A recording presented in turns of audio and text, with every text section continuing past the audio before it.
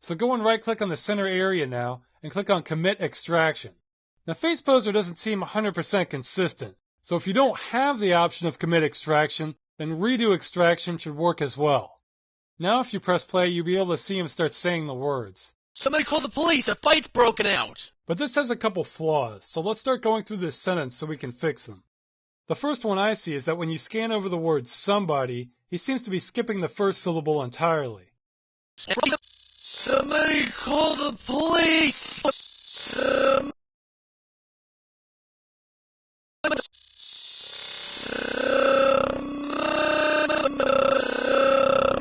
See, look at that.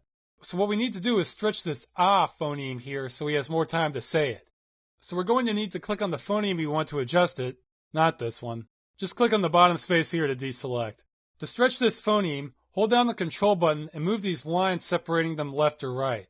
I'm going to shorten this M here.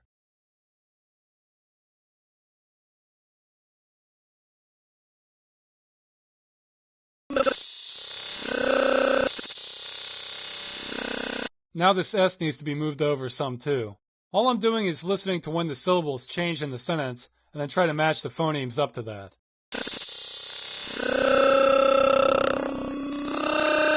This M needs to be even shorter.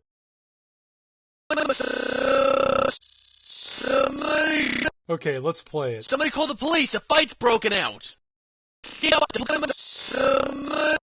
Alright, now it's playing, but the syllable isn't very pronounced. So let's change it to one that is. To do this, select the phoneme, then right-click on it and press Edit. And this will bring up a list of all available phonemes to you. Notice the phonetic spelling at the bottom, like as in earn. N, T, U. I'm going to select this ah one here because it tends to be more pronounced than the one that the engine automatically selected. Now let's scan this again.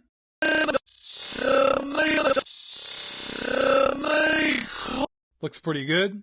Let's play it. Somebody call the police, a fight's broken out! Okay, that section has been fixed, but now he's skipping the word fight entirely. So we're going to have to create the phonemes ourselves. Go and select the word here, then right-click on it and select Add Phoneme. And oops. Oh boy! Windows decided we're not worthy of this window. Well, here's a trick for that. Press Alt-Space, click on Move, then use the arrow keys on your keyboard to show this window who's boss. It tried to make a break for it. Now we're going to select F since that's the first phoneme in the word. Press OK. And unfortunately this is way too long, so he'll look like he's just saying f, which would only be fun if we added a censor beep after it. So just shorten that to something more reasonable. But now you can see that B stepped in to take its place. We're going to need a gap in this so we have room to work, so select B and temporarily delete it. We'll add it back in a minute. Now we have room to operate. So select F, right-click, and select Insert Phoneme after it. And we want an I sound next. While it's not an exact match, I find this I phoneme works well for that. So select that and just repeat the procedure.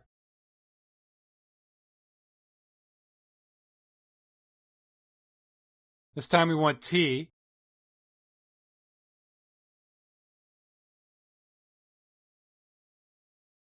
And then we want S. And now we need to deselect and select the R here. Right-click on that, then click on Insert Phoneme before this one. And we'll go and put our B back here.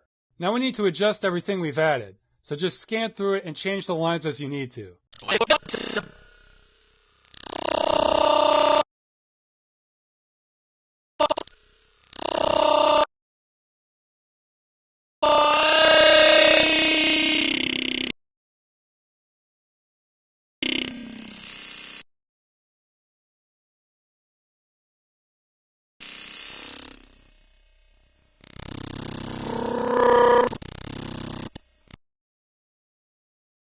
That looks pretty close. Now let's play it.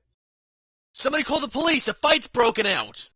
Okay, this looks good except for the end. He stops the sentence too soon. Let's see where the T should be starting.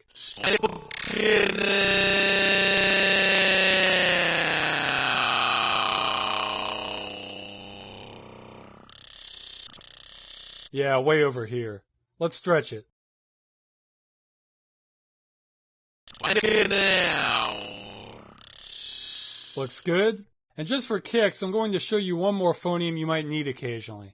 Select and right-click the T here, then tell it to insert a phoneme after that. Then you see this at the end here? That's just silence. So if you need to tell them to shut up, here you go. Now we'll play this. Somebody call the police! A fight's broken out! This looks good to me, but before we stop, I'll show you another feature here. If you click on the emphasis tab, this acts like a ramp for your lip sync work here. The difference is you can add emphasis as well as take it away.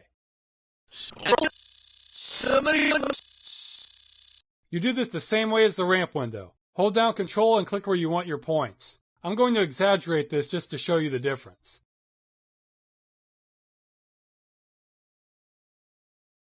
Now let's play. Somebody call the police! A fight's broken out! Okay, notice how his words were more pronounced, then became less distinct? That's what this does. Really, the difference on this tends to be subtle. So unless your character needs to shout or mumble, or you'll have a major close-up, you can usually ignore this part. Valve does. Half-Life 2 doesn't use any emphasis on its lines. Alright, I'm going to select these plot points, then delete them, because they were just an example. Now if you save your file, it will write the changes to the wave itself. But pretend for a minute that you needed to change the wave after you did this and adjusted the volume. If you did that, it would delete all your work once you saved any changes to the file. So to get around that, you have to save your work externally.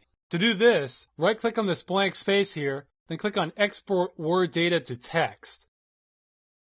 And I'll call this Sound Data. Save. And if you need to bring it back, just right-click and press Import Word Data from Text. And I'm going to click Cancel since we already have our data. And that pretty much sums it up. Now you can make your characters talk. They'll automatically use the lip sync data whenever the wave gets played back in a scene. Now click on Choreography, Save. And I'm actually not going to run this in Hammer because you already know how to run scene files by now, and all it will look like is what you just saw in the preview there. Now I'm going to close this while I figure out what to cover next.